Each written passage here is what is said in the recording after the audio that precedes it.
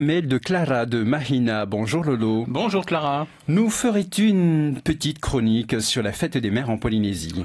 Mais bien volontiers, d'autant que ce week-end était beaucoup plus chargé d'amour et de tendresse que ne le seront les week-ends à venir, puisque nous devrons aller voter dans 15 jours et ce sera donc une autre ambiance. Le taux de participation à la fête des mères est très élevé et il y a peu d'abstention. On ne s'abstient pas de dire je t'aime à celle qui vous a mise au monde et les réseaux sociaux se tapissent de fleurs.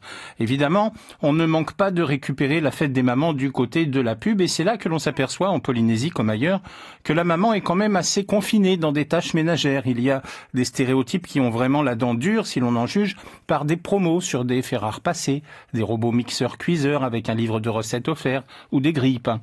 Il y a même des remises pour des pneus neufs, si la voiture de maman en a besoin, profitez-en. Si l'on pense un peu plus au confort de maman, à son bien-être, à un moment qu'elle dégustera toute seule, on peut lui offrir un soin dans le spa d'un bel hôtel, histoire d'avoir un cadre un peu plus zen que dans un institut de beauté en ville où la maman se retrouvera juste dans une cabine aveugle avec une musique de ruisseau de chez Nature et Découverte.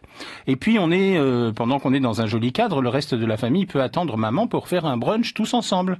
Parce que côté restauration, les restos ont composé des menus spéciaux, évidemment, on peut leur faire confiance, comme à la Saint-Valentin. Et si vous fêtez ça en famille, Tahiti voit fleurir de très jolies nouvelles pâtisseries aussi depuis quelques mois, qui rivalisent de talent et d'originalité, et on vous propose autre chose que le traditionnel fraisier crème au beurre des supermarchés, ou des vieilles enseignes qui ne désemplissent pas, mais qui ne se renouvellent pas beaucoup.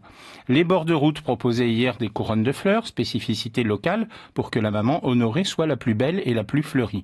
Mais on le sait, il n'y a que le geste qui compte et les cadeaux les plus émouvants sont souvent ceux qui sont faits par les enfants eux-mêmes, que ce soit à l'école ou à la maison. Le collier de nouilles n'a plus trop la cote au pays des kéchis, des perles et des coquillages. Il y a encore le cadre photo personnalisé avec un décor en sable de toutes les couleurs, mais aussi adaptation technologique oblige la coque téléphone peint avec des petits cœurs, avec le risque pour le bambin de se tromper de modèle. Mais non, chérie, maman, elle a un iPhone 6 Plus, pas un iPhone 6. Mais c'est pas grave, c'est adorable. Non, chérie, on peut pas le donner à papa, lui, il a un Samsung. Et de détourner l'attention de votre bambin déçu sur le petit poème qui se termine par « Maman, tu es la plus belle, maman, je t'aime ».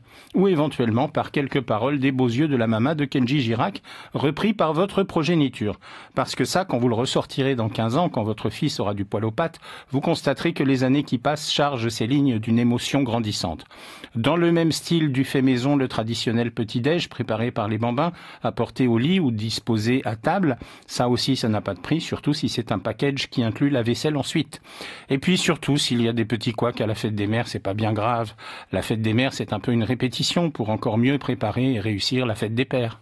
Voilà, ou bien, comme dit le petit Anapa, maman, je te kiffe. 6h53 minutes, c'est la première.